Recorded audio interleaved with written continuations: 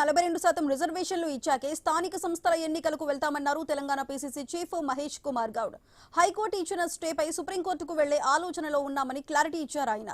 BC రిజర్వేషన్ల విషయంలో రాజీ పడే ప్రసక్తే లేదన్నారు.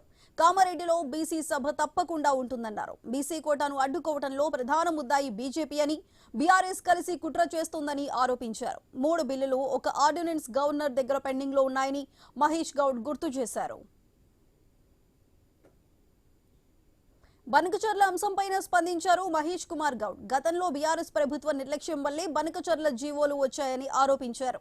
రాయలసీమను రత్నాలసీమ చేస్తారన్నది కేసీఆర్ కాదా అంటూ ప్రశ్నించారు ఆయన.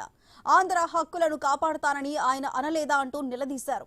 జగన్ తో కేసీఆర్ విందులు వినోదాలు చేసుకున్నారని మండిపడ్డారు. బనకచర్ల విషయంలో ఒక చుక్క నీటిని కూడా వదులుకోబోమన్నారు మహేష్ గౌడ్. బనకచర్లపై మంత్రులు పవర్ పాయింట్ ప్రెజెంటేషన్ తో వివరించారని గుర్తు చేశారు.